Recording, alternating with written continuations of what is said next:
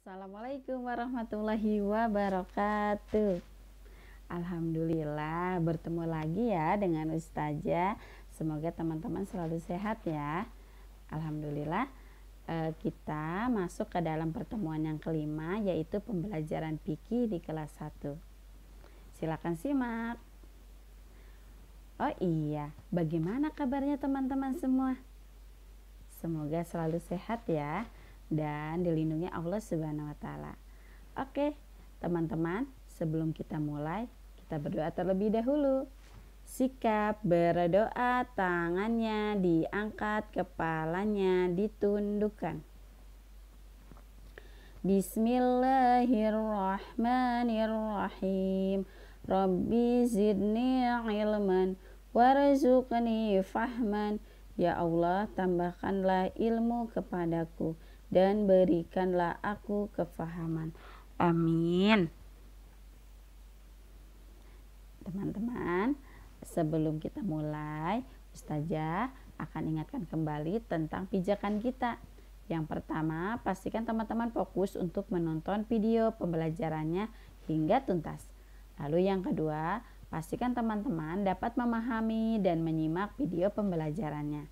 Dan yang ketiga, pastikan didampingi ya selama proses menonton video dan mengerjakan tugasnya. Dan yang keempat, pastikan mengerjakan proyeknya hingga tuntas dan mandiri. Nah teman-teman, kemarin kan Ustazah di pekan kemarin, Ustazah sudah menjelaskan tentang syarat sah sholat Jumat. Nah hari ini yaitu tentang tata cara sholat Jumat. Nah, silakan disimak ya. Nah, Ustazah akan jelaskan terlebih dahulu apa itu sholat Jumat. Sholat Jumat dilaksanakan setelah khutbah kedua selesai. Jumlah rakaatnya sebanyak 2 rakaat dengan suara yang dikeraskan. Disunahkan bagi imam untuk membaca surat Al-Jumu'ah pada rakaat pertama dan surat Al-Munafikun atau Al-A'la pada rakaat kedua setelah imam membaca surat Al-Fatihah. Nah, itu yang disunahkan oleh Rasulullah. Namun ketika tidak hafal, boleh menggunakan surat yang lain. Nah, pasti ini bagi imam ya.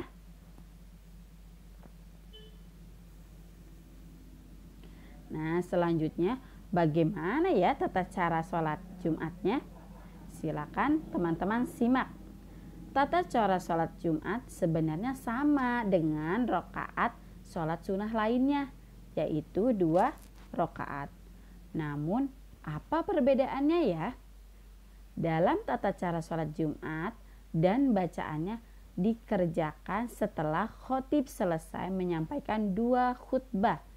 Jadi perbedaannya, sholat Jumat ada khutbahnya, yaitu 2 kali khutbah. Baru kita melaksanakan sholat Jumat 2 rakaat ya. Setelah khotib turun dari atas mimbar, muazin akan mengumandangkan iqomah sebagai tanda sholat Jumat akan segera dimulai. Nah, sama ya seperti sholat lainnya. Setelah mendengarkan khutbah, perbedaannya yaitu ada khutbahnya, sama dengan sholat yang lain yaitu ada iqomat. Nah setelah azan iqomat baru kita mulai sholat Jumat. Nah bagaimana ya niatnya? Ada yang tahu? Nah silakan simak ya niatnya. Bagi yang imam, sebagai imam, bedanya hanya di imamah saja ya, sama seperti sholat fardu. Nah, sholli fardu jum'ati adaan mustaqbilal qiblati imaman lillahi ta'ala. Nah, itu bunyi dari niat sholat sebagai imam Jumat. Lalu bagaimana sebagai sholat Jumat sebagai makmum? Nah, bunyinya seperti ini. Usolli fardu jum'ati adaan mustaqbilal qiblati makmuman lillahi ta'ala. Nah itu bunyi niat atau lafaz niat yang dibacakan oleh makmum. Lalu bagaimana gerakan tata cara sholat Jumat? Ternyata gerakannya sama teman-teman, seperti sholat sunnah lainnya yang dilakukan 2 rakaat, yaitu sama dengan membaca niat. Namun niatnya diganti menjadi niat sholat Jumat yang tadi sudah dibacakan Ustazah ya. Lalu yang kedua takbiratul ihram. Nah, dengan membaca Allahu Akbar. Yang ketiga membaca doa iftitah. Nah, iftitahnya Allahu Akbar kabiro. Nah, boleh dengan itu ataupun Allahumma ba'id baini. Nah, lalu yang keempat membaca surat Al-Fatihah. Dan yang kelima membaca surat pendek. Keenam ruku dengan tumaninah. Ketujuh itidal dengan tumaninah. Sujud dengan tumaninah. Nah, lalu 9 duduk di antara 2 sujud dengan tumaninah. Nah, sujud kedua dengan tumaninah. Maksudnya tumaninah yaitu tidak melakukan gerakan apa-apa ya, maksudnya diam. Sujud lalu baca doa dengan tidak bergerak apapun. Nah, selanjutnya berdiri lagi menunaikan rakaat yang kedua. Lalu membaca surat Al-Fatihah, membaca surat pendek, ruku dengan tumaninah, itidal, sujud, duduk di antara 2 sujud, lalu sujud kedua dengan tumaninah, tasyahud akhir dengan tumaninah, lalu membaca salam dengan menengok kiri dan kanan. Sama saja kan teman-teman cara sholatnya seperti sholat sunnah lainnya atau seperti sholat subuh. Ya, tidak ada perbedaannya ya, hanya perbedaannya di bacaan niatnya saja. Nah teman-teman, larangan ketika sholat Jumat. Nah ini ada hadisnya di dalam hadis Rasulullah. Yang pertama, hadisnya sudah pernah dibacakan ya ketika pertemuan pekan kemarin. Yang pertama yaitu larangan ketika sholat Jumat. Yang pertama, dilarang melakukan transaksi jual beli ketika sholat Jumat. Jadi tidak boleh melakukan jual beli. Misalnya ketika akan melakukan sholat Jumat atau dekat dengan sholat Jumat, maka hentikanlah kegiatan jual beli dan langsung melakukan sholat Jumat. Lalu yang kedua, dilarang menyela-nyela barisan dan melangkahi jamaah yang sedang mendengarkan khutbah. Jadi kita tidak boleh menyela-nyela.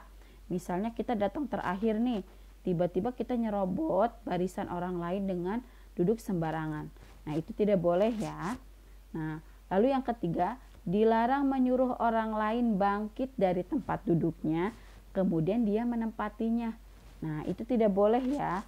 Nah misalnya kita baru datang nih, tiba-tiba menyuruh orang lain suruh mundur dan kamu duduk di tempatnya.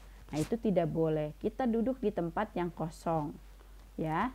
Nah, jangan sampai kita menjadi orang yang tidak sopan, karena itu adalah salah satu kesopanan kita ketika beribadah kepada Allah, yaitu dengan sesama manusia.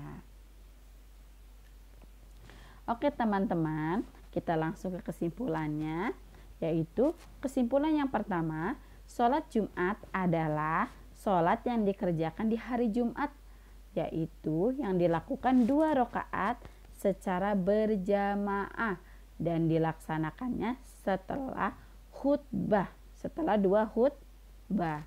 Lalu yang kedua, salat Jumat memiliki hukum wajib ain bagi setiap muslim laki-laki.